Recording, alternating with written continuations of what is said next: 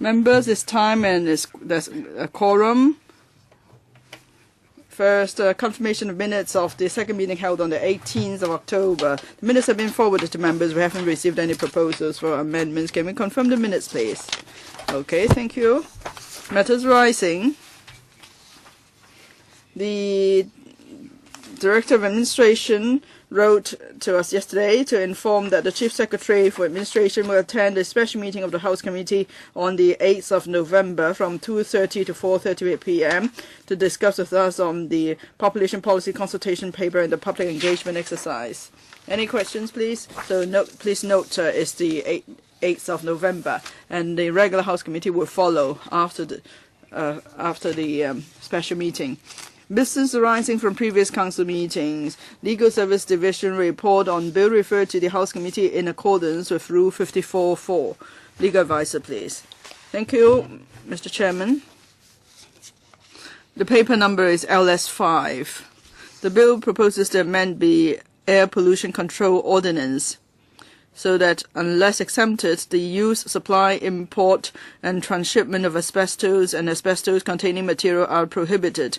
It also proposes to amend the Factories and Industrial Undertakings Asbestos Regulation to prohibit any work with chrysotile to be conducted in an industrial undertaking and to increase the penalties for certain offences which relate to the use of or working with asbestos. According to the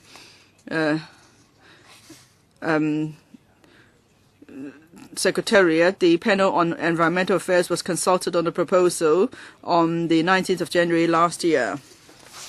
Now we have studied the bill initially. We've written to the administration to seek clarification of the implications on the certain prohibition and also the text. I won't repeat the details. They're in the paper. Do you wish to set up a subcommittee, Bills Committee, members? Mr. Tan Ka-bill proposes a Bills Committee. Is anyone joining, please?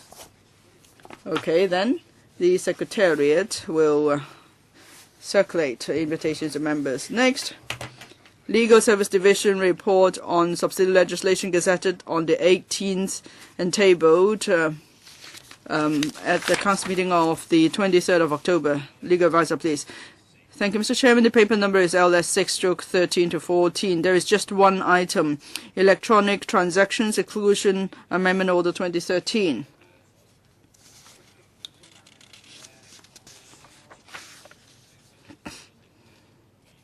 This is to withdraw some of the exclusions so that it's related to employment contract-related documents under the Contracts for Employment Outside Hong Kong Ordinance, and also the Air Navigation Hong Kong Order 1995, so that electronic documents can be submitted. Members, do you wish to set up subcommittee? If not, if I may remind you, the deadline for amending the order is the 20th of November. Further business for the Council meeting of the 30th of October 2013. A proposed resolution to be moved by Mr. James Toh under Section 34.4 of the Interpretation and General Clauses Ordinance. It's about extending the scrutiny period of 3 orders on inland revenue. Mr. James Toh, we just need more time to consider the orders. We've had a meeting. Oh, I don't think there's a problem with that.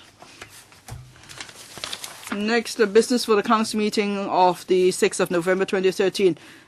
Questions, 6 oral questions and 16 written questions, all sorts have been taken up. Bills first reading, moving second reading, no notice has been received yet.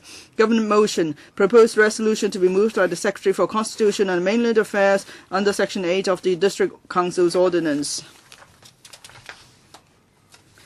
The Secretary for Constitution and Mainland Affairs has given notice to move the resolution, and in a moment the Revenue Subcommittee will report on their deliberations.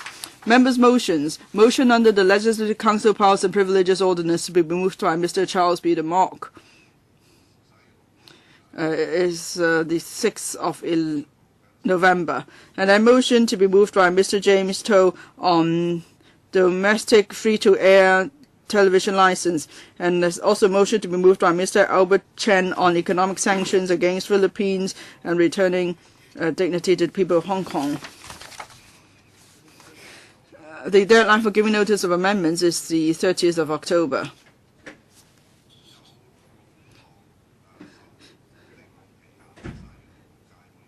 There is a list containing 6 items of subsidiary legislation, the period for amendment of which will expire on the 6th of November. The list has been tabled for members' information. If you wish to speak, please indicate your intention by 5 p.m. on Tuesday, the 29th of October. Reports of Bills Committees and Subcommittees. First one, reports of the Bills Committee on Merchant Shipping Seafarers Amendment Bill 2030. Mr. Sin Chung Kai, please. Thank you, Mr. Chairman. The Bills Committee has completed its deliberations. The details are in the report. I will not repeat them. The bill seeks to amend the Merchant Shipping Seafarers Ordinance to implement a comprehensive set of global standards for protecting seafarers' rights to decent employment, as spelled out in the Maritime Labour Convention 2006. The Bills Committee supports the administration's proposal on the whole. In the course of deliberations, members discussed the administration's policy to implement international agreements in Hong Kong by way of local legislation, whether all requirements of the convention have been incorporated in the bill, and the details of the administration's plan for implementing the requirement. The administration intends to resume the second reading debate of the bill on the 6th of November. The administration will also be moving a number of committee stage amendments.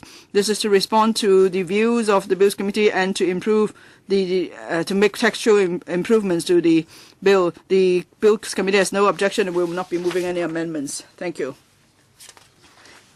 If I may remind members, the deadline for giving notice of amendment is the 28th of October, Monday. Next, report of the Subcommittee on District Council's Ordinance Amendment of Schedule 3, Order 2013. Mr. Yip Kok Him. Thank you, Mr. Chairman.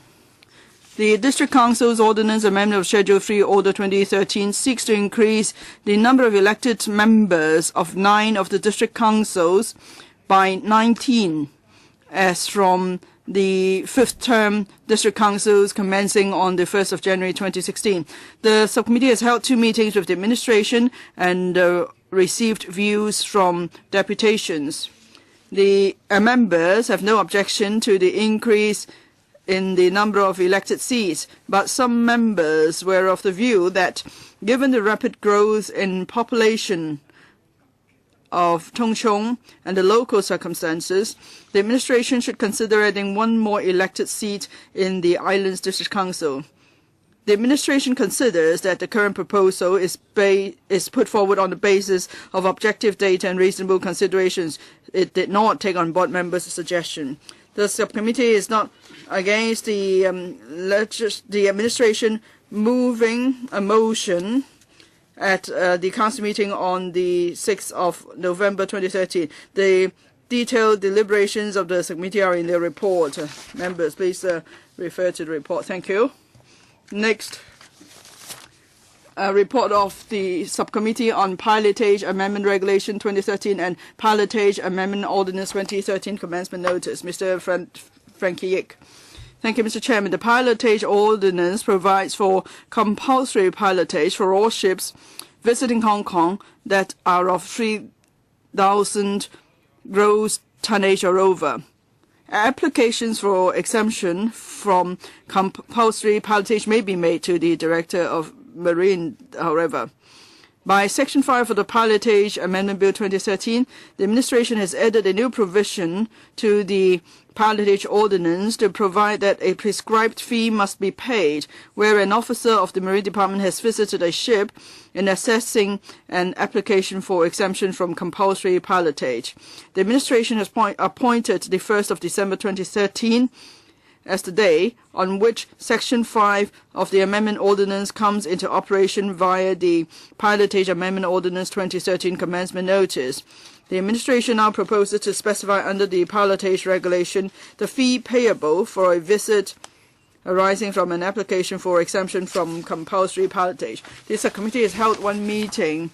Members noted that the exemption application fee is meant to recover the administrative costs of the Marine Department in providing the exemption service. The fee level is in line with that of the same fee levied under the Merchant Shipping Fees Regulation. In the course of deliberations, members discussed with the administration the increase in the number of vessels visiting Hong Kong in recent years and how it might have an effect on pilot supply and the number of exemption applications. The subcommittee supports in general the administration's proposals, and the subcommittee will not be proposing any amendments. The detailed written report of the subcommittee will be submitted later. Thank you. If I may remind members, the deadline for giving notice of amendments to the 3 items of such legislation studied by the above 2 subcommittees is Wednesday, the 30th of October. Next item, position on bills committees and subcommittees. As at the 24th of October, there are 9 bills committees, 10 subcommittees under House Committee, and 7 subcommittees on policy issues under panels in action. 4 subcommittees on policy issues are on the waiting list. Next item, proposal to seek the Legislative Council's authorization to empower the panel on information technology and broadcasting to exercise the powers under Section 9(1) of the Legislative Council Powers and Privileges Ordinance to order the Secretary for Commerce and Economic Development to attend before the panel to produce all information relating to the vetting and approval by the Hong Kong Special Administrative Region Government of domestic free television program service license applications. Mr. Charles Mock, I'll give you 3 minutes. Thank you, Mr. Chairman. I'm making this proposal today, and I would like members to support it. It's not just for the staff of the Hong Kong TV network or the company, but rather is to support the hundreds of thousands, the over 100,000 of people who took to the street on Sunday. I know many of them never took to the street before. And so we are submitting this paper on their behalf. Now, this government is supposed to serve the people of Hong Kong, so we want to obtain these documents. If the government thinks that we are silly, they don't need to be accountable to us, then they are wrong. Now, C.Y. Leung said that he would please someone, but someone would not be happy either. But then he's changing the fare system. He's changing the rules of the game. That's why Hong Kong TV and staff want to see the score sheet, and Ricky Wong wants to know the cause of death. Now, if there are good reasons, why can't they be spelled out clearly? Now, LegCo members receive an honorarium, and it's been increased recently. We don't even dare to ask the government why, and we're giving the government more time. Now, do we just wait for the government to do their work as we get paid? Now, I know some pro-establishment camp members believe we shouldn't be seeking secret information from EXCO or commercially secret or commercial secrets, but I'm saying that we're just asking for documents from the Commerce and Economic Development Bureau. It, of course, does not include the papers from EXCO. As for commercial secret, well, these applicants are listed companies, all the information is made public. I don't see why there's any secret. Or even if there's any secret, that bit in the documents could always be redacted. So I just doubt if there are really any secrets. And has the government ever asked the 3 companies whether they agree to make public the documents? If they haven't done so, that means they are not sincere in giving an account to the public. And in this council, we have nothing, although there are a lot of rumors going about. So that's why we have to get this information from the administration. And even if we have obtained this information, it won't affect the judicial review, because such document only involves objective assessments of the former Broadcasting Authority and the consultants. And it also doesn't involve the decisions made by the Executive Council. This is a mild proposal. I hope members will support it so that we could move the motion a week earlier on the 30th of October. This is in line with the wish of the public. You can go to the square and ask the staff and ask the public whether they want to wait another week. If members believe that the wordings are not good enough, well, today they could make suggestions on the wordings of the motion. And then if we could pass this proposal today, we are just seeking justice for the creative industries in Hong Kong. We're just trying to give the people of Hong Kong the choice that they so deserve. If I may remind members, Mr. Charles Wong has been given a slot to move a motion on the 6th of November. If today this proposal is passed, then I will take the place of Mr. Charles Mock to move a motion on the 30th of October. It will be on behalf of the House Committee. But of course, we could discuss whether we accept the proposal. Some members have asked to speak. 2 minutes each, please.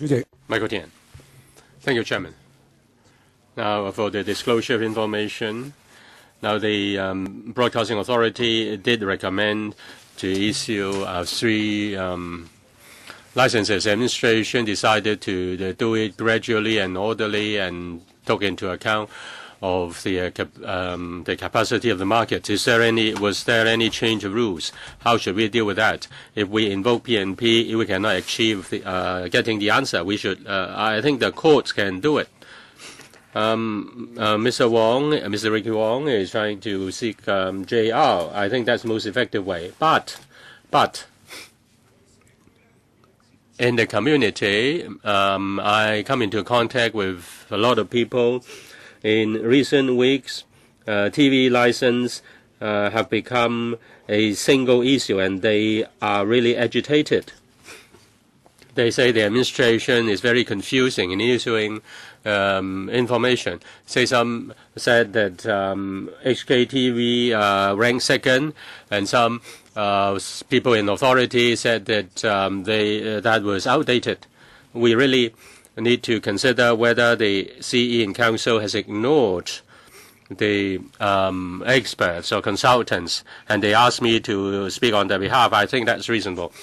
Now, it's asked that the panel is to go before the panel to produce all information relating to the vetting and approval by the Hong Kong Special Administration Government, including, of course, the EXCO paper, domestic free television program service license applications. I think that includes records of the EXCO meeting and also sensitive information. I asked my legal advisors, how should I interpret that?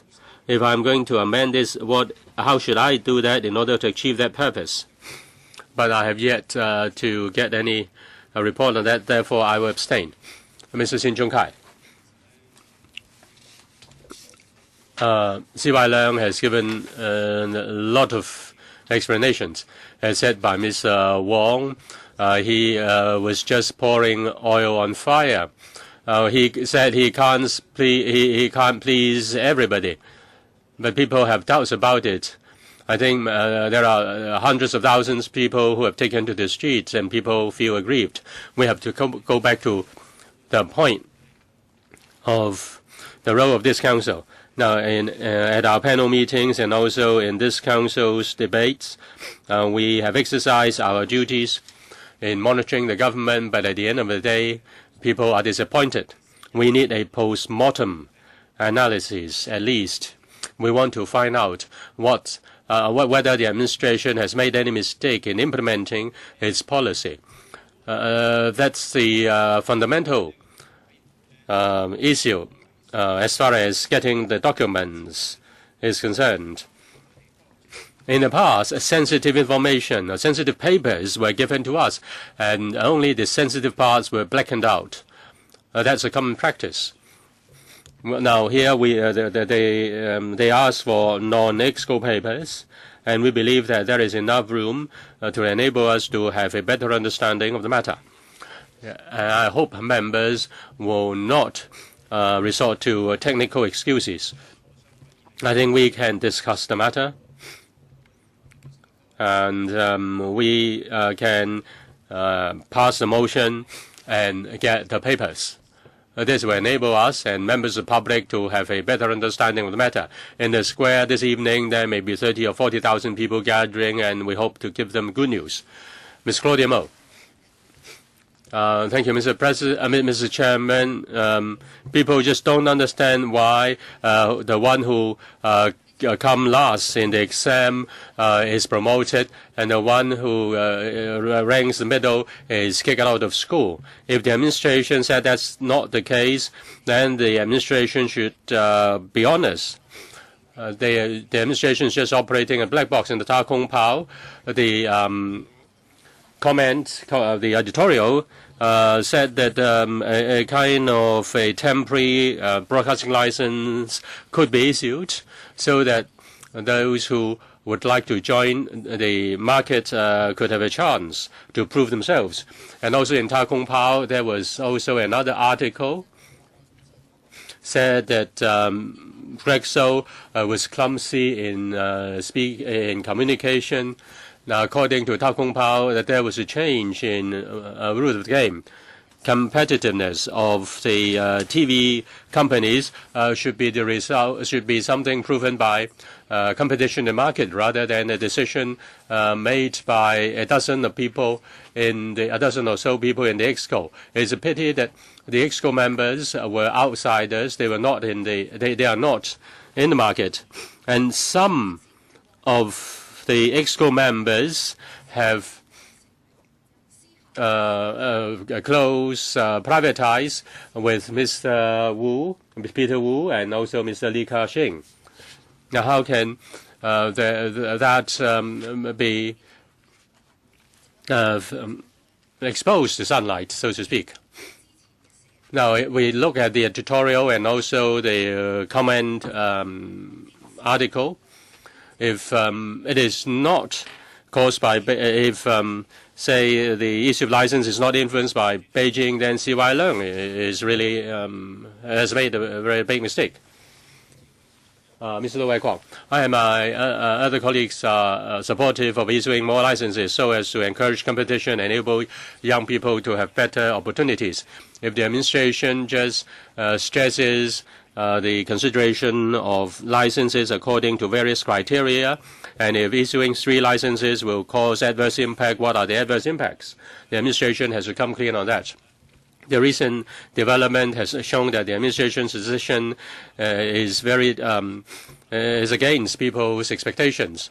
If the chief executive just says that you can't please everybody, that is not what we can accept. Investing in TV business requires millions of dollars. Continuity in policy is very important. Has the administration changed its policy? The administration owes the public and also the applicants an answer. Otherwise, people are worried and dissatisfied, because we are concerned not just about issuing 2 or 3 licenses, but about the criteria for making such decisions. I and my colleagues of the Alliance want the administration to further explain the grounds for issuing the license to allay public worries. On the other hand, the EXCO has to deal with a lot of sensitive information. The confidential arrangement should be respected. We cannot just lightly breach the system. Mr. Charles Mok's motion clearly involves the records and documents of the EXCO, and at this stage we do not support using PNP. But the administration has more room to disclose more information. For example, the 4 consultancy reports, can they be released? And if there is any sensitive information, that can also be blackened out. Mr. Chen Chi-chun. Now, Ricky Wong asked whether the CE prevails or the law prevails or policy prevails. We want to know that LegCo members have the responsibility to answer this question as well. The law empowers the LegCo members to make use of the LegCo PNP to answer this question. The rule is the justification is very simple. You go to apply for a place in a primary school. Why you do not accept me but accept 2 other people? I'm better than they, and they are accepted and I am not. Originally there were 3 places, and now suddenly there are only 2. We need the administration owes an explanation. Whether it's the 30th of October or the 6th of November, we move a motion on PNP. We cannot rely on ourselves. We have to rely on the people. The people have to circle the LegCo chamber, whether it's 100,000 or several hundreds of thousands. I hope the Democratic camp will be present. They shouldn't just stay away from the meeting. Let's sit there and speak for 15 minutes each, so that more and more people can gather and encircle the legislative chamber. For those who think they cannot vote for the motion, but they still want it to get passed, then please go away at a certain juncture and do not go against public opinion. We are not asking for the issue of license. We ask for a clear explanation. If you want to protect the government, but people will tell you this evening and also Wednesday what they want. Mr. Wong Yong-man. Thank you, Mr. Chairman. I'm the chairman of the ITB panel. I'd like to report on what we are going to do on this dispute of issuing licenses. Originally, on the 8th of November, a meeting has been scheduled, a special meeting has been scheduled on the imposition of fines on TVB and ATV by the Communications Authority. After the announcement of the licensing decision last Tuesday, there was an uproar, a big dispute. On the next day, I talked to the SED. I talked to him. He is asked to come on the 8th of November, but not on the original issue, but on the dispute over the issue of free domestic TV. We've also asked the chairman, Mr. Ho, to attend the special meeting for another topic. Mr. Ho has a very tight schedule, and this one is also related to him, and we want to get an answer from him. Therefore, on the second day after the administration announced the licensing decision, we decided that we would discuss this topic on the 8th of November. And then I called Mr. Ricky Wong, and I confirmed the date with him, and also the chairman of the union of the HKTV.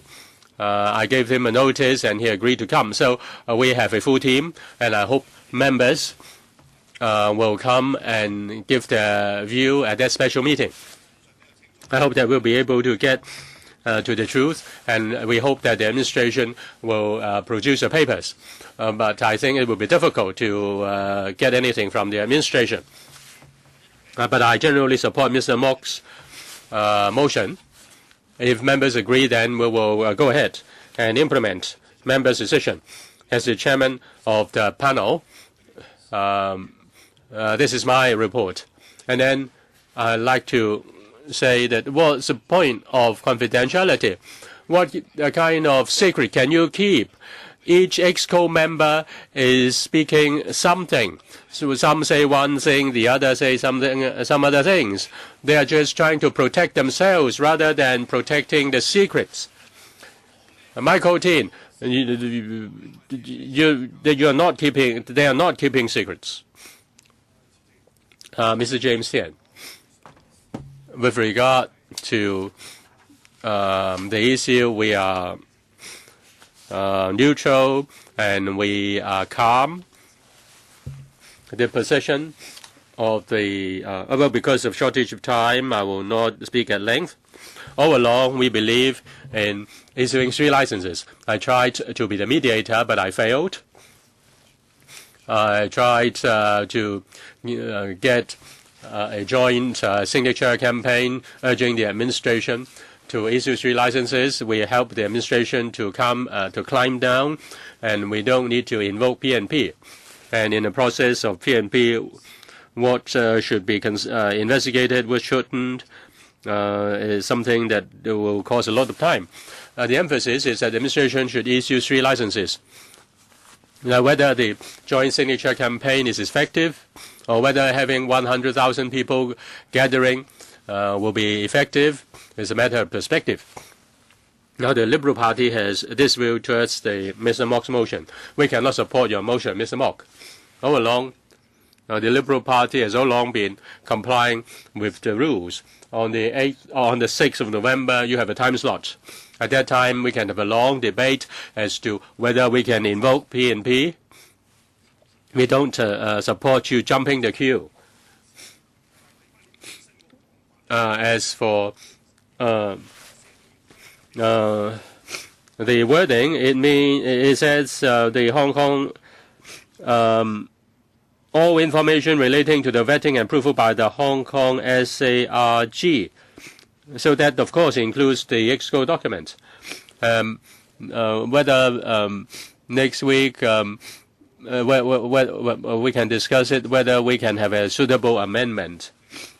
We therefore oppose a motion today. Dr. Kwakaki, well, unfortunately, I've guessed it right. I asked last week, how come under CY Leung, everything this government does becomes something bad when it's supposed to be good? And I'm rather disappointed here what Mr. James Tan said just now. Mr. Ricky Wong made it very clear that he is not a political anymore, and the administration has said time and again it's not a political decision.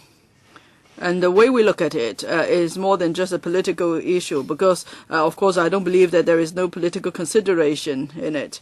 But I think it sounded an alarm bell to the business sector. You know, Ricky Wong is a businessman. He's invested in $900 million into this project because he wants the free TV market to thrive. But for whatever reason the government moves the goalpost, it will really affect the business environment in Hong Kong. Now, Hong Kong is a business city, and if we do not follow rules or codes, then our prospects are worrying.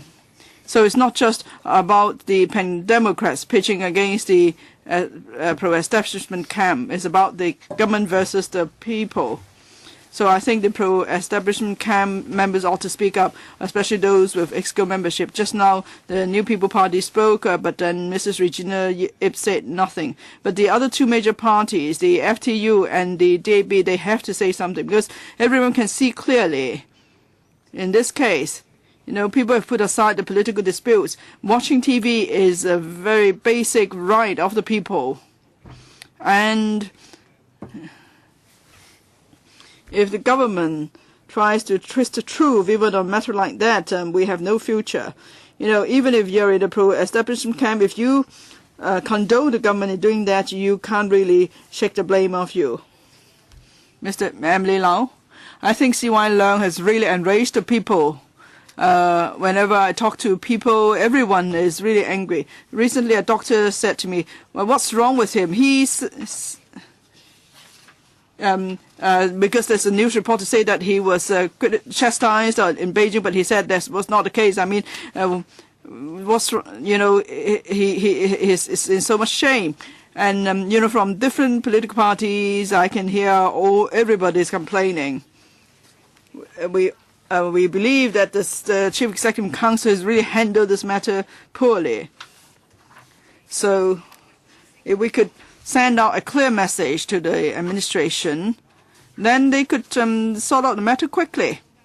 Mr. James Tan tried to be the middleman. He asked us to sign on the statement so that the EXCO review the matter, and then they will issue TV license to all those who are eligible. Why don't they do it? Now, Mr. James has asked us to sign the letter, or now there's a proposal on moving motion under powers and privileges ordinance. I think we should all support it, because you know very well that many people are outraged. And if this is the second highest score, this company has the second highest score, why isn't it given license? It's not fair, you know. And we have to let people see that if we think something is right, we have to work together on it. So, Mr. Chairman, I hope your side will look at it, because all of you have been saying that. Even Dr. Lo Wai Kwok said something, and at the end he said he won't support the proposal. But I know he's not happy either. So there is this opportunity before us. So let's all make our voice heard by the executive authorities. Mr. Wu Chi-wai, many members have voiced their discontent about this case, but then they want more information, they want evidence, but they don't plan to invoke the powers and privileges ordinance. Can I ask then, how can we do it? We've pleaded, we have asked openly, and we've tried to obtain a jointly signed letter, but that didn't work. So why don't we resort to the Powers and Privileges Ordinance? Because if we do not do so, then we could allow the administration to still hide behind the Official Secrets Ordinance. And then the government would be able to dodge the questions people have asked them about this case. And then we will still be locked here in arguments, and there will still be a lot of people outside the central government offices, and when we go to the local districts, people will still complain to us. Do we want to see that sort of situation perpetuate? As the members of this council, we want to see improvement in governance.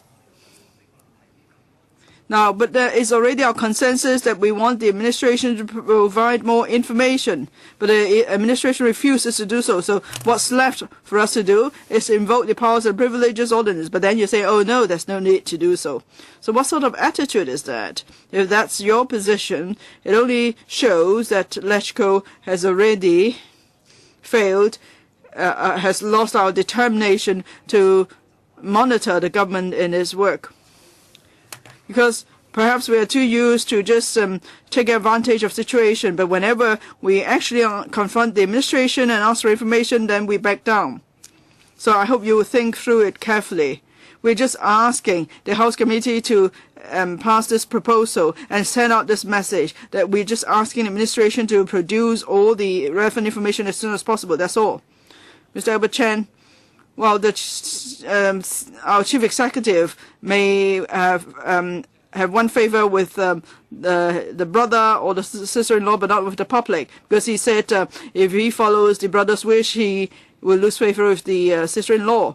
So I don't know who he thinks is the brother, who he thinks is the sister-in-law, but we just know for sure that he's not listening to the people.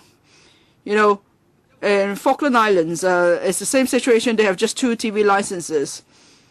And of course, Falkland Islands was once a British colony as well. Their population, well, they have actually more sheep than people, and they have 2 TV licenses. In Hong Kong,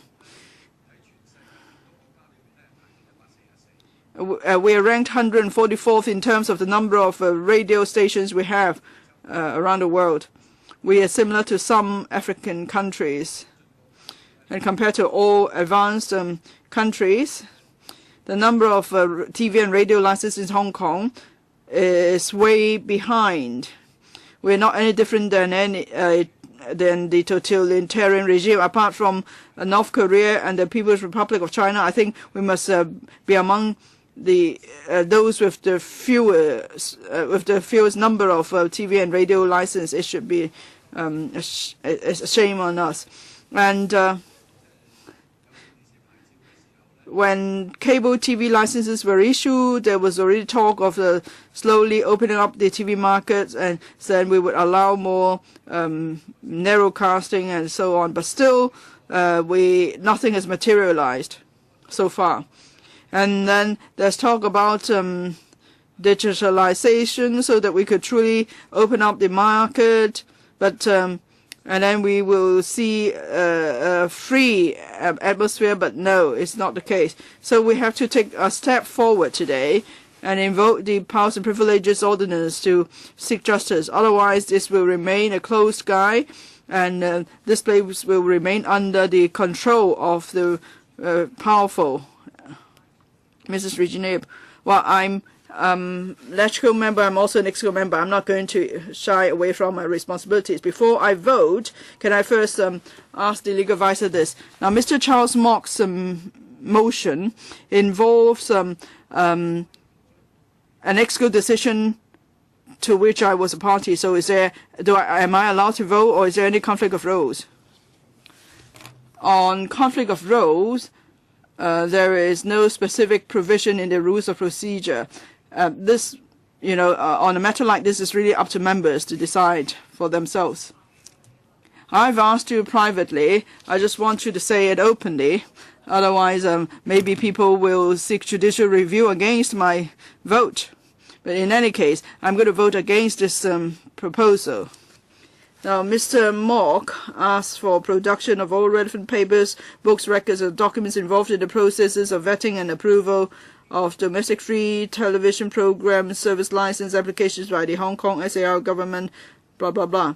Well, yes, I know someone saying that we could exclude EXCO records, but actually, for all documents related to the applications, the Commerce and Economic Development Bureau has submitted them all to the Executive Council. So this motion certainly is at odds with the confidentiality system of the EXCO. And I have to defend the confidentiality system of EXCO because EXCO is like any cabinet in other places.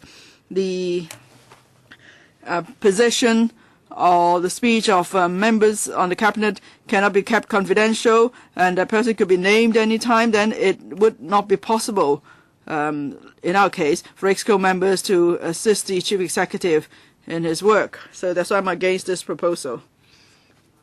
Ms. Helena Wong. Now, 120,000 people took to the street. People say you could offend CY Lam, but you must not offend the housewives. Housewives want to defend the right to watch TV drama episodes. But then at the demonstration, we saw many professionals who were never seen at other previous demonstrations came. We asked them how come they took to the street too, and they said because this is about direct attack at the core values of Hong Kong. They're from the business sector. They everything has been done in accordance with the rules. If the government invites you to make an application, and if they issue license, is based on certain criteria. So if you follow the criteria, you get a license. Otherwise, you don't. How come now all of a sudden you say that?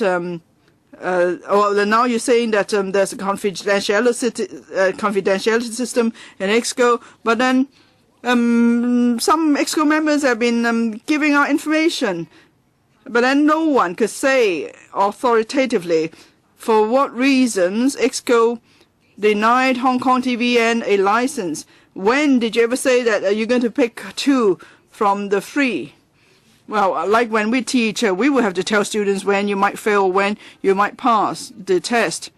But then now you can't give answers. Which of the criteria is not met? Is it because he doesn't have enough funds? Is he doing a poor job? Or is it for political reason you say no to all these questions?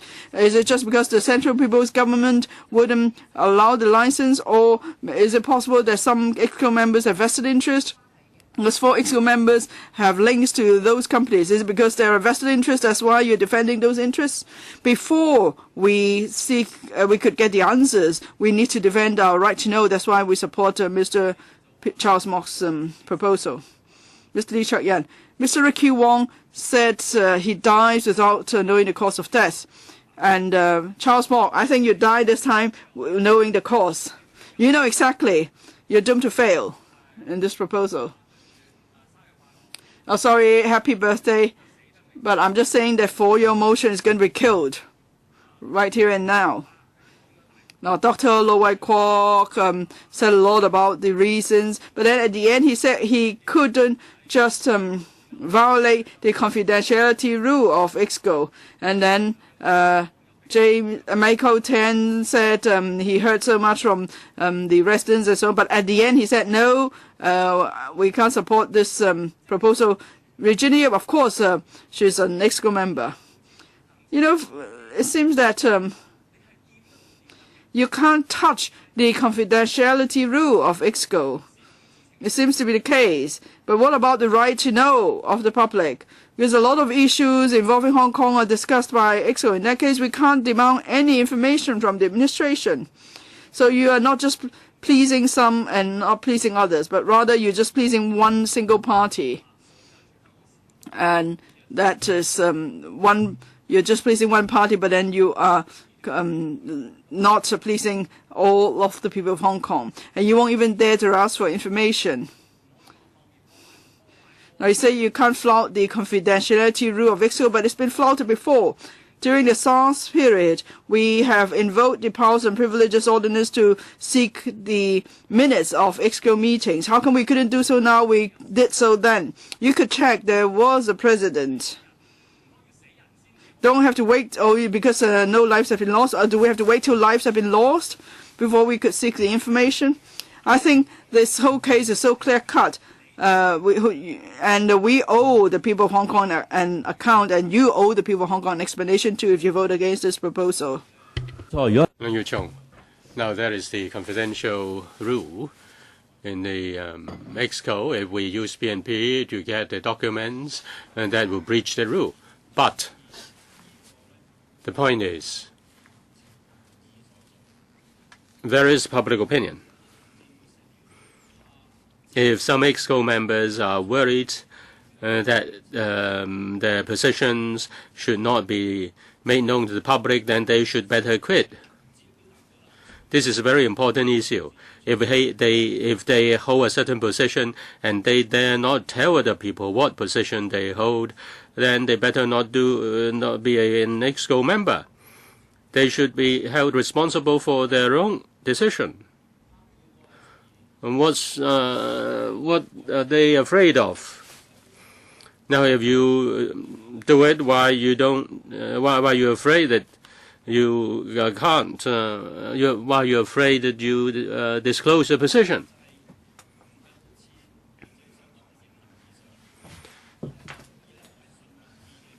Now we are just doing what people want.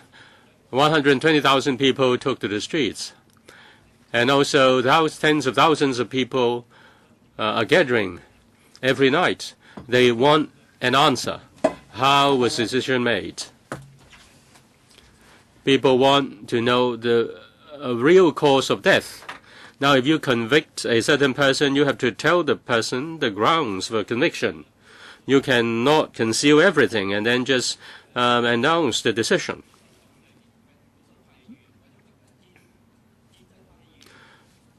The pro-establishment say that we care about politics, but not people's livelihood.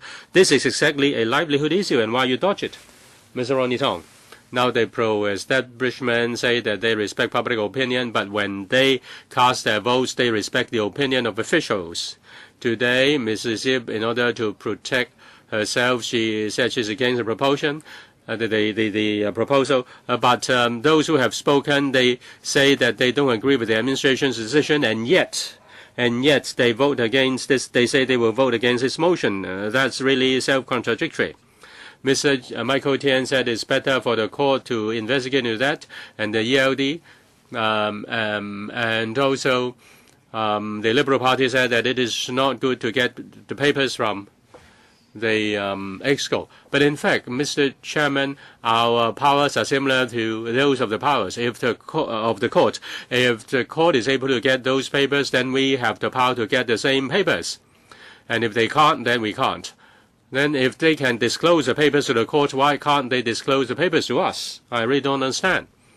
I hope the Liberal Party, the New People's Party, and also the Economic and Livelihood Alliance will support the motion.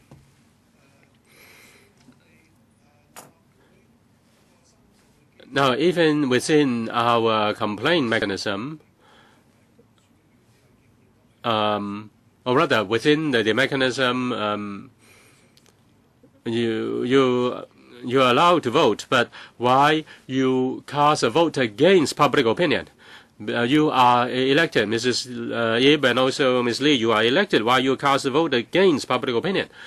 Although Mr. Jeffrey Lam, who is a member of this council, he just represents the functional constituencies. He is not elected by the people.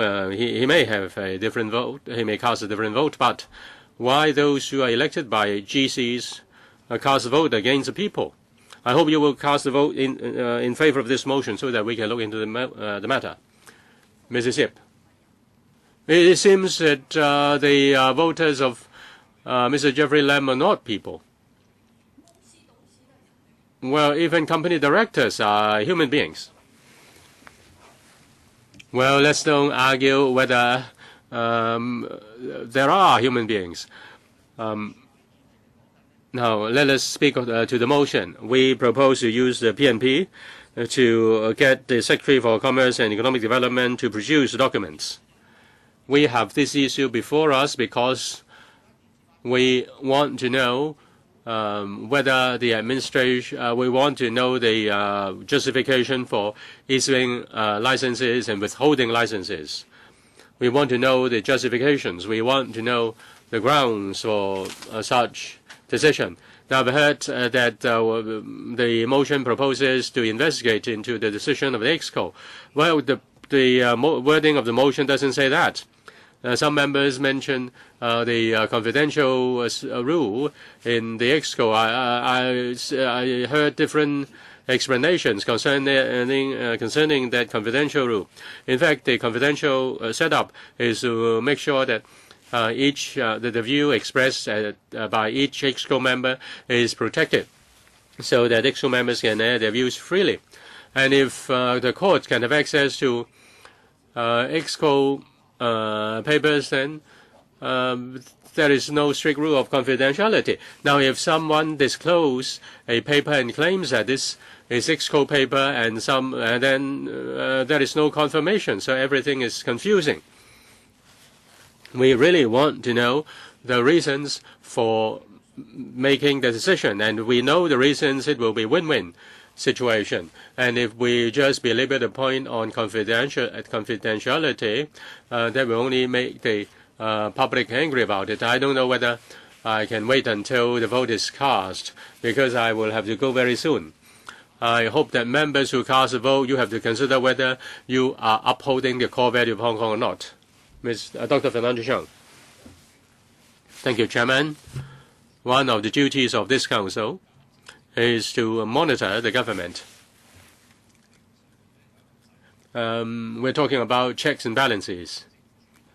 Now, over the years, although the government calls it executive-led, in fact, it is the executive tyranny.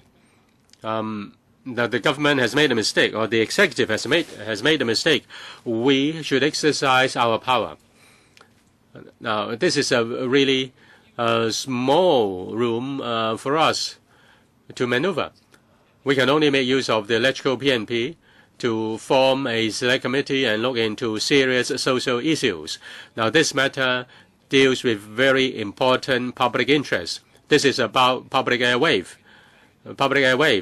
People are looking for better choices in free-to-air TV. I think the majority of the citizens are of the view that the decision by the administration is to exclude the strong and keep the weak. Many representatives of the pro-establishment support free market. They believe that there is progress under competition. That is to exclude the weak and keep the strong. Now the administration goes the other way around. Now the documents have been disclosed, and the EXCO says that these are not the EXCO papers. People just don't know whether those papers which have been disclosed are EXCO papers. The administration claims confidentiality, but can private interests trump public interests? Is it because of certain vested interests that overrides public interests? Ma Fung Kwok. After this incident, many friends within our sector, my sector, have given their views, and I've already said that the administration should give a clear account on how it comes to the decision. Yet the administration has not done that. We have several opportunities in the future, and the administration should make good use of the opportunities to explain. EXCO members should be allowed to express their views freely at the EXCO meeting. But after coming to a decision, the administration should give a full account of how the decision has been reached. Mr. Mok proposes to invoke electrical BNP to require the administration to produce papers, but I don't understand certain points. First of all, there is already a JR. Even if we pass this motion, the administration can the administration refuse producing documents even under JR? The LegCo PNP should rarely be invoked.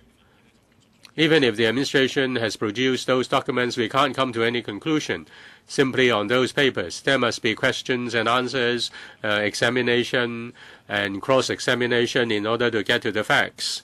If we just get the papers, I doubt how far we can go. If passing a motion, I think I can use it as a gesture and reply to my constituents, but I don't think that's enough. I don't think that's good enough. The administration has to give a clear account of how the decision is arrived at. Therefore, I tend not to support the motion. I probably will abstain. Mr. Albert Ho, in dealing with public affairs, we have to uphold two major principles. You have to be fair, and you have to be seen to be fair by the public. It's not just C.Y. Leung claiming that he complies with due process. Well, he just paid lip service to that, and people cannot see that it is fair. The second principle is transparency.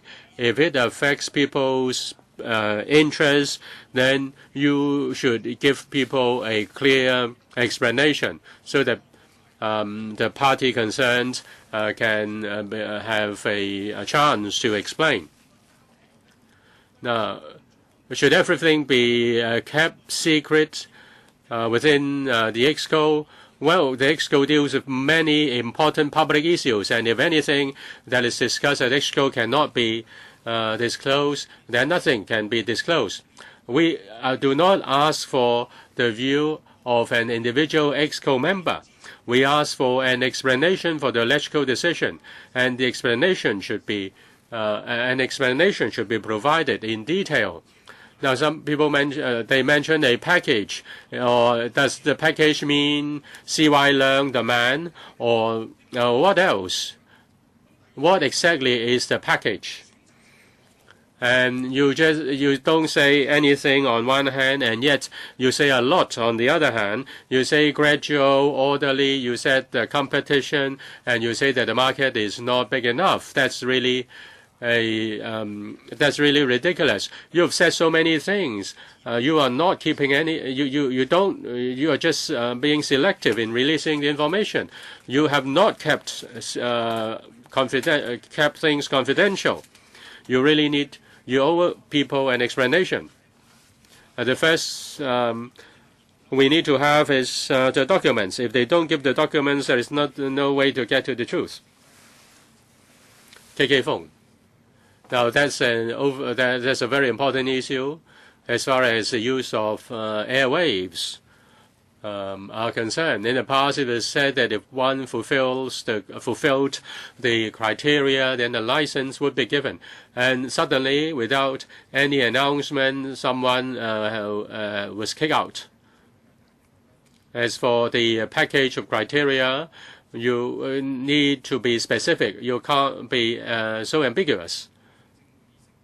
Different EXCO members hinted that they supported 3 licenses. When Carrie Lam was asked in a radio show, she said silence was golden. Silence was golden. The whole thing becomes very confused and mysterious, and there are a lot of things going on behind the scene, and people have a lot of doubts, dissatisfaction, and grievances. I support the motion. Mr. Kenneth Leung, my constituents have more than 30,000 members, and some of my constituents do not support me. They criticize me on their web pages, but on this issue, everybody in my constituency asked me to force the administration to produce all the details. They want to know the reasons. Now, the pro-establishment asks us to let the JR go ahead? Do you want Mr. Wong to fight the administration through JR? If there is a JR, then the documents to be disclosed will be many more than the documents under LegCo PNP. Mr. Wong may make use of the best of the QCs to fight the administration. Do you want this? This time the decision is on TV license, but the ExCo can make decisions on many licenses.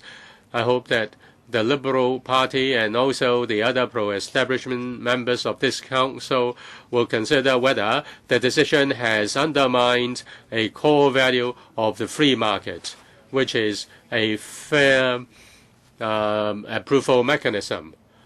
I think, don't you think it's better to support this motion instead of waiting for the JR? Concerning Mr. Marvin Kwok's question as to whether having passed this PNP motion and at the same time there is a JR, will we be able to get the relevant documents? Legal advisor, please.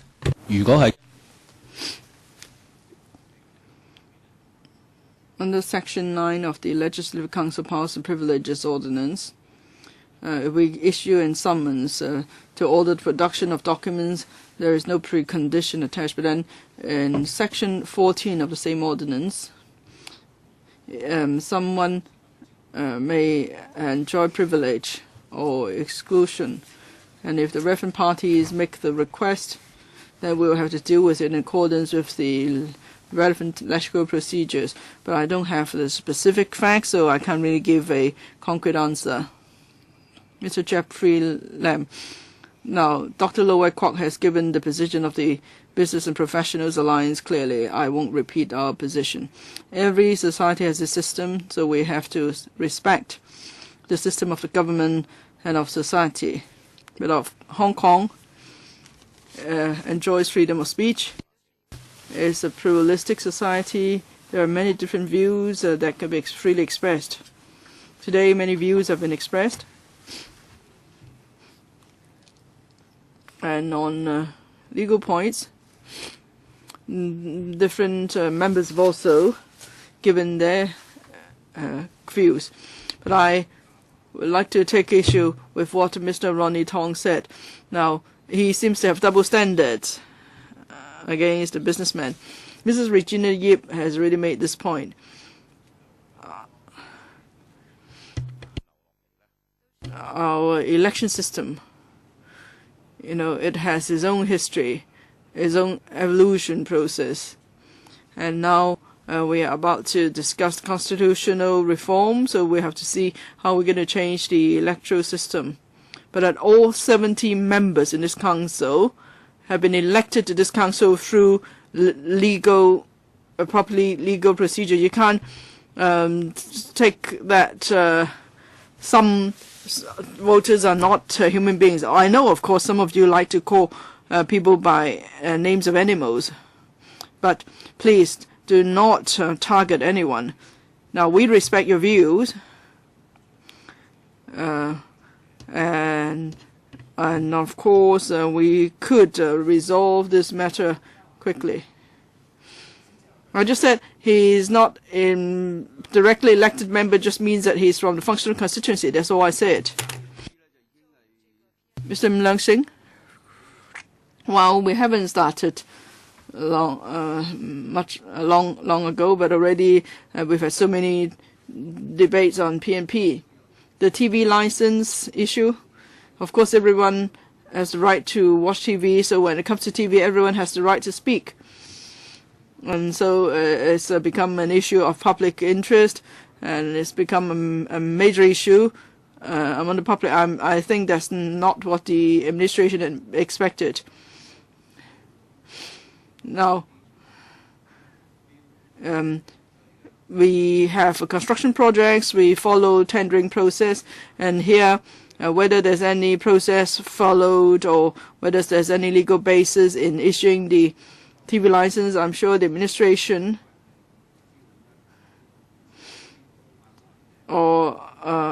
would have information to show that there is a basis for this licensing process. Now we are making criticisms against this process. And we have to see, for decades we've had licensing processes. How come people only complain now, they never complained in the past? That just shows that society is changing. But there may be good reasons. Just 2 days ago, the Chief Executive explained the policy and the process involved. Now, if we want to respect the law, we should wait till the relevant procedure be followed, and then the documents could be made public, because we know there is judicial review. If we respect the law, we should let the judge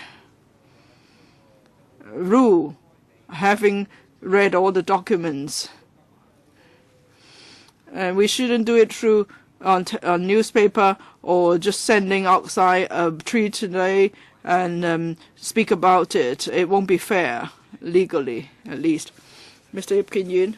問我今次呢個 PNP 咧有冇可 2 days ago, some members asked me whether this this motion could be passed. I thought, yes, there should be a chance, because this issue shouldn't be too political. It's not about a case of one camp being pitched against the other. And here is about the free market and the rules to follow. I'm sure any sector would take this issue very seriously. So that's why I thought there should be more common ground in this case than differences. But having heard the speeches of members today, I realize at the end there might still be differences on this issue. Of course, we'll wait for the voting results. But in any case, we're all talking about public interest here. And it's about whether the government is an accountable one. For an accountable government, it is important that the government explains its decisions to the public. It can't shirk this responsibility on the premise of confidentiality. And by accountability, it means that if people are not happy with the performance of the government, there's a channel for us to take the government to task. And who has the power to pursue? The power is in the hands of legislative members. We have an important duty of pursuing matters if we find that government is not acting properly, and we should try to seek answers, and that's what we should do in this case. If we leave it to the judicial organs, it's a waste of time and money, firstly. And secondly, we're not doing our work, and we just pass the buck to another system. It shows that we're being irresponsible. So that's why I hope we could pass this decision today and seek an explanation from the government. Mr. Alan Leong. Mr. Chairman, I noticed that all who've spoken, or in the pro-establishment have spoken here, they defend C.Y. Leung. No one in the pro-establishment camp has said that the government shouldn't give an account on this decision not to issue the license. And not just that, people like Hong Man or Ta Kung Pao spoke out to say that there were inadequacies on the part of the government. So is it the case that the Hong Kong camp that Sarah has been advocating is finally here, because everybody seems to be united in their views here? In this case, no rules were followed, it seems, and it's an serious challenge against the core values of the free market of Hong Kong. Now, yesterday, the government published the population policy consultation paper. People are encouraged to have more children, but then people say they see what happened to Ricky Wong, so how would they dare to have more children? So you can see how serious this matter is. If you look at the fate of Ricky Wong, it's really sad. Now, he was granted this piece of land in Cheung Kwan O to build his TV studio. And then government official asked him to put in an application. And then there was not supposed to be an upper limit, now there is one. And then the rules of the games were changed, and he was not allowed to revise his tender documents.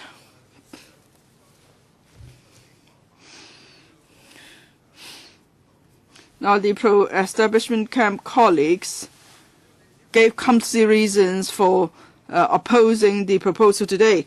We could just add that, but not including any EXCO members or confidential or sensitive information. Then it would be fine.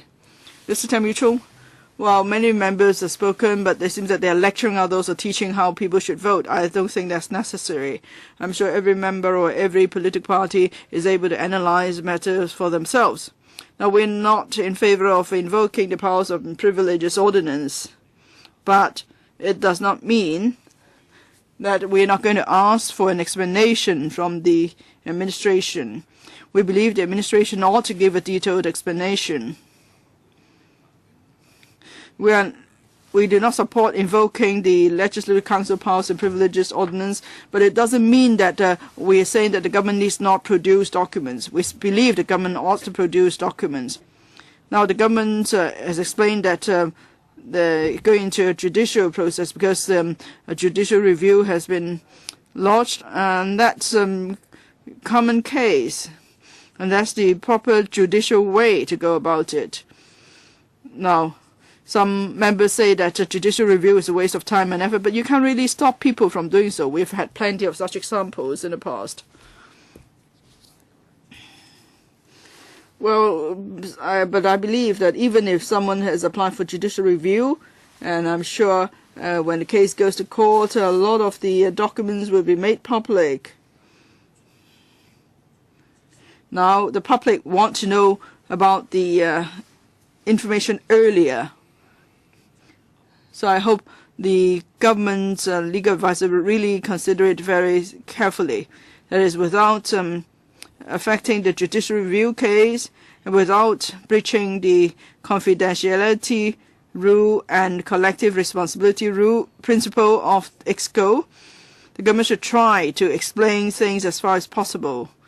And the government should try to produce objective data and facts as far as possible for the information of the public. Mr. Leung Kwok-hong, whether the law prevails, policy prevails, or the sea prevails, I would say members have no power, the public have no power, and the chief executive has the least powers.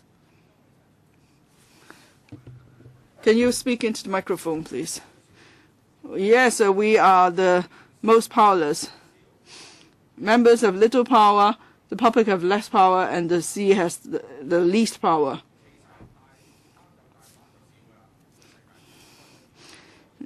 Now, what I'm saying is this, it's straightforward.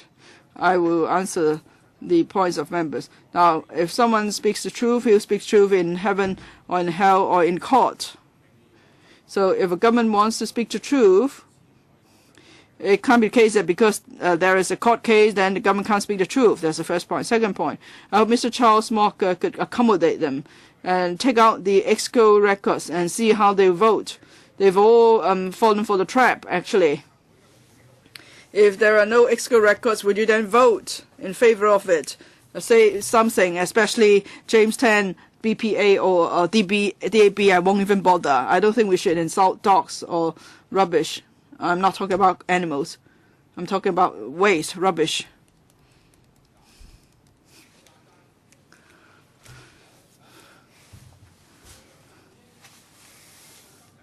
If Leung Chun-ying still wouldn't come here today, now I'm saying this, Leung Chun-ying will be coming for lunch on the 8th of November. I hope all people would come and block him out. Don't let him in. We don't want to have them lunch with rubbish. We shouldn't bother. And I hope pro-establishment camp members will walk away when we vote. Does any other member wish to speak for the second time? Mr. Martin Liao? About the explanation given by government on the granting of license is not satisfactory, but the applicant has chosen to seek a judicial review on the case. So we should leave it to the court to make a ruling on the basis of facts and the law. Mr. Charles Mock is invoking a special power of the Legislative Council, and this power cannot be invoked lightly.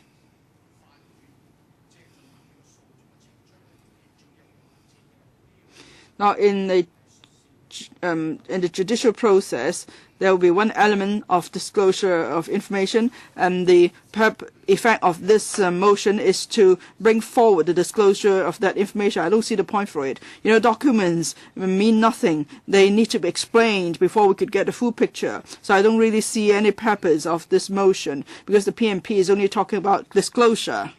Does it mean that in future LegCo would have further follow-up after obtaining the documents? Is that the case? And I believe it's better to have to disclose the documents in court than in this council, because in court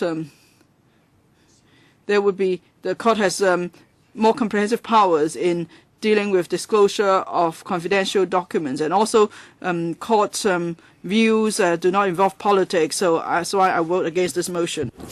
Mr. Lim Tai Fai. Thank you, Mr. President.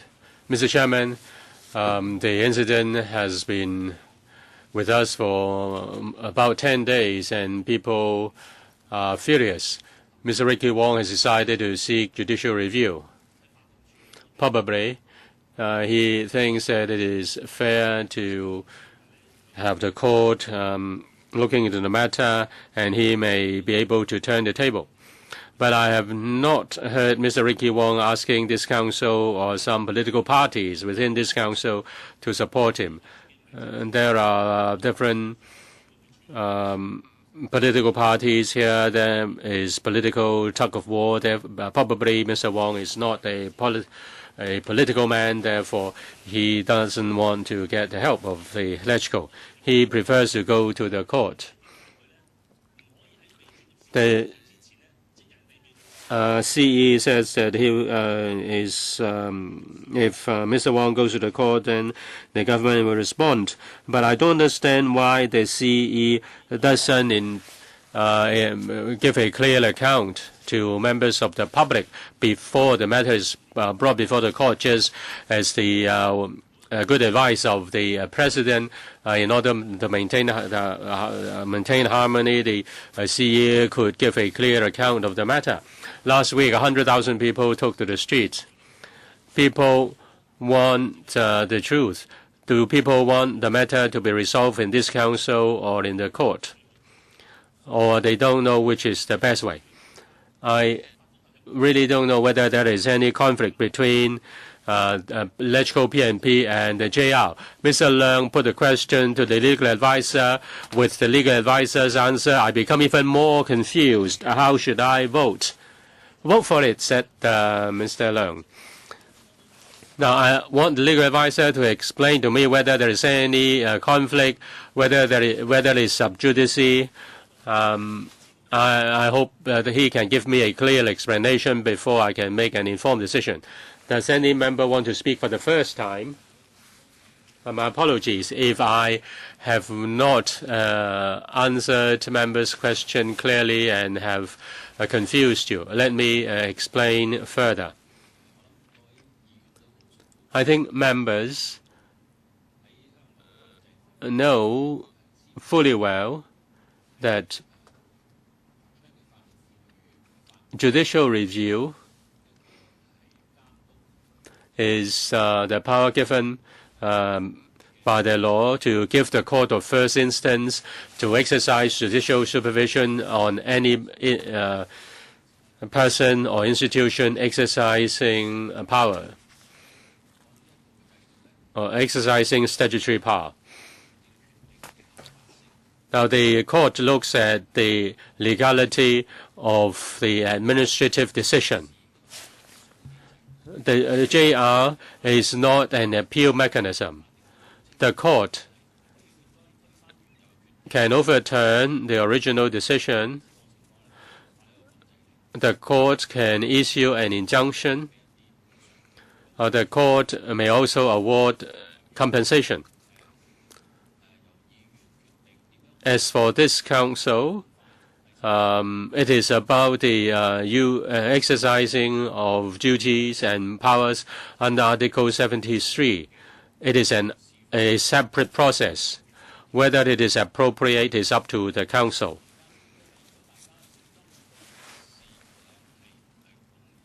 Now, if they are dealing with the same matter, then there may be apparent conflict. But according to the established practice or convention, such matters can be dealt with legal principles and established convention. Now, some members have said that in the past there were select committees in exercising, in discharging their duties, had to deal with matters that would be put before the court or that had already been put before the court. And the select committees in the past did ask for exco papers. There were precedents in which we had dealt with it appropriately. Well, I have no choice. I have to abstain. His explanation is arbitrary. It's up to you. Mr. Chen Kin-po. Now, I think the motion is to advance the date of the motion. We're going to debate it on the 8th. No, the 6th. Right, the 6th. So the issue is just to advance the debate. I've heard members' explanations. In comparison with the court, invoking PNP is very political. The perspectives on the same matter are entirely different, and the outcomes can also be different. Now, if the court has made a decision against the government cannot get away with it. I hope that before the matter is brought before the court, the administration will try to disclose as much as possible. At the end of the day, we will get an answer from the court, but it will take a longer time if we have confidence in the court. According to my experience in this council, I think we are too political. The pro-establishment and the opposition have different views on everything, and how can we say we are fair? We should leave it to the court. Mr. Ko Wai-keung, many members have already spoken. We hope that without affecting the principle of confidentiality of the EXCO, more information, a bit more information should be disclosed to allay people's concerns and answer people's doubts. With regard to the issuing of licenses, not only public opinion is involved, huge commercial interests are also involved. It is not appropriate for this council to deal with the matter. Mr. Ricky Wong has decided to go to the court. I think it's better to leave the matter to the court. Now, some say that it will be a waste of time if we leave it to the court and the council should follow the matter up. But is the proposal suggesting that we should do away with the court and we let the council do everything? Do members want to speak for the first time? Are there any members who want to speak for the first time? I'd like to remind members that if the motion is passed, then on behalf of Mr. Mok, I will move a motion on the 30th of October.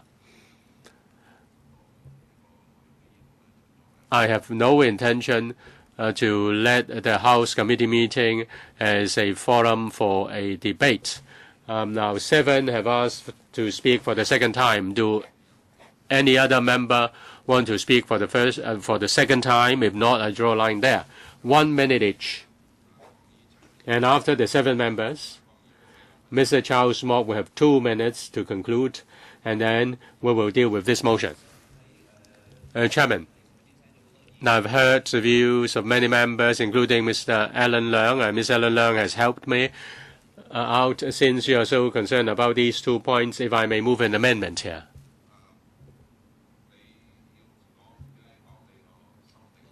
Please tell me your amendment. Yes, my apologies. And I'm not going to change every word, change any word, but I add a little bit at last, and that is excluding any EXCO records and commercial secrets. 1 minute, Mr. Lo Wai Kwok.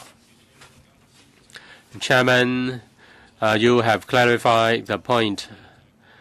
The issue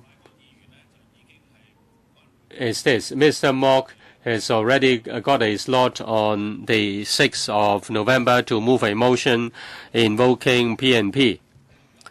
And he now proposed to have this motion moved by the House Committee. We should discuss the matter objectively. Some members have discussed their views on whether they should invoke LegCo PNP to investigate the matter. I find it strange that some members use this opportunity to attack other members.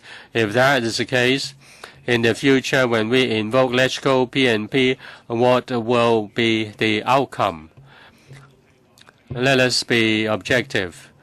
The administration has more room to disclose more information. Whether we invoke PNP is another matter. Let us don't confuse the issue. Mr. Ronnie Tong, 3 points. Disclosing EXCO information is not against the law. Otherwise, the CE should have been in jail, and many members of this council should have been in jail. And in fact, the EXCO, as the CE agrees, if the CE agrees, then EXCO can disclose information to this council. JR is very different from this council looking at the matter.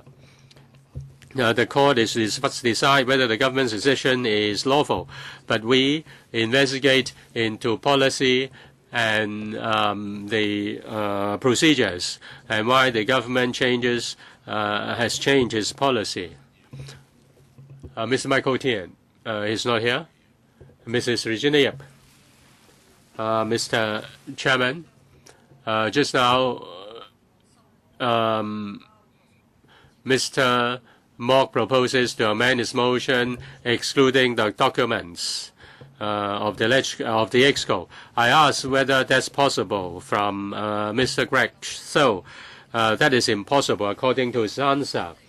All the related documents have been given to the EXCO, and the pile of documents is as thick as several feet.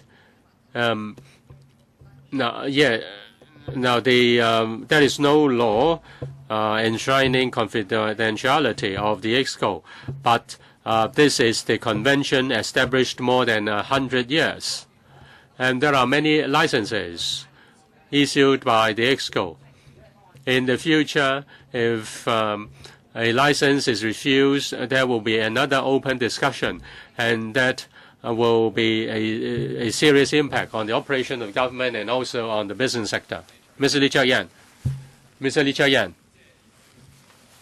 Now, according to Mrs. Yip, then all the documents are confidential. But the BA and the CA submitted papers to the EXCO. Such papers shouldn't be confidential. Well, if anything that is put before the EXCO is confidential, then the government can get away with it. Anything that has been put before the EXCO will be locked up. But there are original documents. There was a document which proposed to issue 3 licenses. If you think you consider this as confidential, then you can't investigate anything. I don't agree with this analysis. In fact, in the past, we did look at EXCO minutes. We can they shouldn't use the confidential principle as a safe haven, and they can do everything within the black box. Mr. Raymond Wong, I want to tell Dr. Lo Wai Kwok, the council is a place where we argue. And in an argument, of course, we have to attack each other. You think the kitchen is too hot, don't run for election again next year. Well, you can criticize people. You will be criticized. You don't get a chance to speak. Mr. Chairman, don't let him speak. He's had his chance. Mr. Raymond Wong, please. Well, you have to give me some time back, Mr. Andrew Leung. I was just reminding him in council, this is a place where we have arguments, where we fight. That's all. I mean well. There's no need to get upset. Now, the executive and the judicial organ, there was separation of powers. Of course, as legal advice said, we can do it. Whether there's a judicial review or not has nothing to do with me. But if everybody is mentioning judicial review, fine. But members, if you don't think the government has done right, you just abstain. Then we have enough votes. Otherwise, you will be guilty as well. Mr. Charles Mock, 2 minutes. Now we've had a long debate here. Is it really all about? It really has nothing to do with the fact that the people want an answer and we're just seeking information. The legal advice has made it very clear. Now, as we invoke the powers and privileges ordinance, it has nothing to do with the judicial process. It's not belittle the role of LegCo. Now, I'm proposing an amendment. I'm sure you would have received this. That is, but excluding all executive council meeting minutes and papers involving commercial secrets. And by the meeting records of EXCO, I mean the voting records, the dialogues, the information discussed at EXCO. Now, we have no interest in seeking such information, although some members said there was precedent where you could obtain such information as well. But no, we're not talking about that this time round. So EXCO records and commercial secrets are all taken out. I hope, therefore, members will support my motion. Thank you. So now I'll put the matter to a vote. The amendment wordings have been forwarded to members. It will be shown here on the projectors. Does any member claim a division? Yes. Okay, then the division bell will be rung for 5 minutes.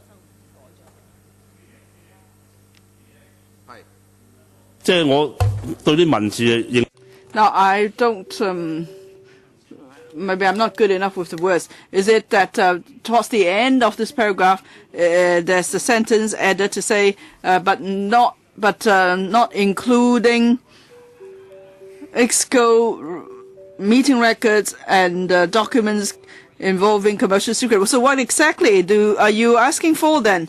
Are you asking for the unimportant documents or what? I don't follow. Mr. Chairman, we have to get it right before we put it to a vote. Okay, we don't ask for EXCO documents. We don't ask for confidential documents. What do we get? The tea or coffee list? What do we need? You have to be very clear about that. Mr. Charles Mock. Please let me speak, Mr. Chairman.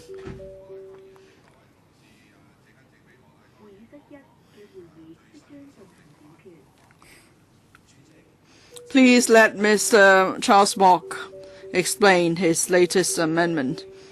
Well, just now I talked to the Secretariat and some colleagues here. For the English version, my apology, I should make it clear. It should say, but Council minutes, records, and other confidential commercial documents. 咁呢個係英文嘅。咁但係林大輝議員 That's the English version. But Dr. Lam asked me what's included and what's not included. Perhaps in the English version is clearer. I'm saying, but excluding. That is, if it's passed by LegCo, then it's what LegCo is asking for. That is excluding EXCO meeting records and content of the discussions. But what documents will be included, what not, I'm afraid I can't really answer you because we need to do the discovery. But you have to be specific about what documents you want. Otherwise, how can I support you? I will have to vote against you. I'm sure every member has the wisdom to know how to vote.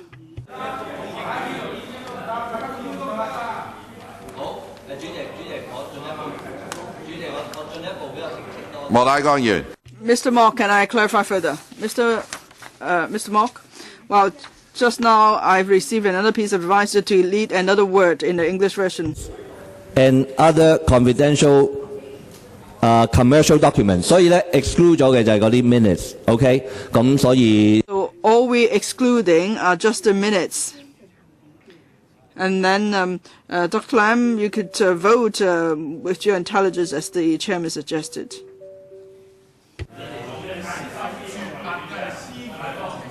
深思熟慮啊！好啊，請大家同事 Members, please keep quiet, silent. Members, quiet, please.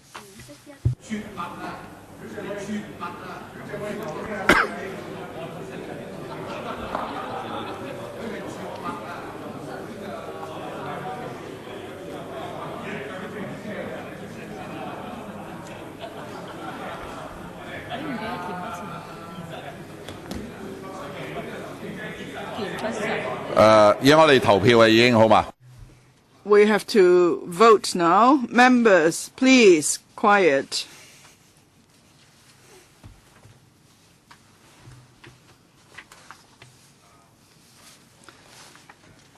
Mr. Charles Mock and the other 8 members have proposed to move a motion at a council meeting. I'll read out the motion again.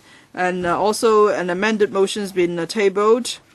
This is to empower the panel on information technology and broadcasting to exercise the powers under Section 9(1) of the Legislative Council Powers and Privileges Ordinance to order the Secretary for Commerce and Economic Development to attend before the panel to produce all information relating to the vetting and approval by the Hong Kong Special Administrative Region Government of domestic free television program service license applications. So the matter we're voting on is that this council, in accordance with the Section 9(2) of the Legislative Council Powers and Privileges Ordinance, empower the panel on information and technology, or that the panel on information technology and broadcasting be authorized under Section 9(2) of the Legislative Council Powers and Privileges Ordinance Cap 382 to exercise the powers conferred by Section 9(1) of that ordinance to order the Secretary for Commerce and Economic Development to attend before the panel on information technology and broadcasting on or before the 8th of November 2013 to produce all relevant papers, books, records or documents involved in the processes of vetting and approval of domestic free television program service license applications by the Hong Kong Special Administrative Region Government, including but not limited to all relevant documents and reports submitted by the former Broadcasting Authority to the Hong Kong Special Administrative Region Government, but excluding or Executive Council minutes and documents involving commercial secrets. Now we put the matter to a vote. Mr. Chairman, just now a member has claimed a division, but then the wordings have been changed since the division bell was rung. Is it in order? Because when the division bell was rung, the motion was a different one.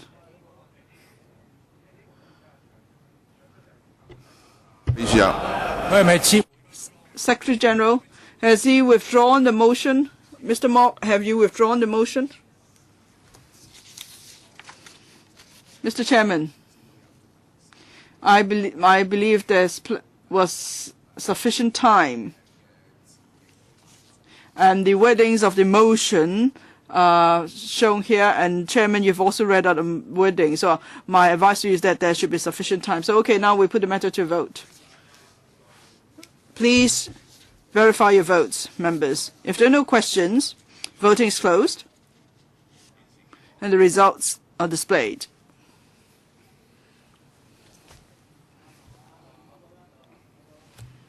"62 members present, 27 for, 33 against, 1 abstention.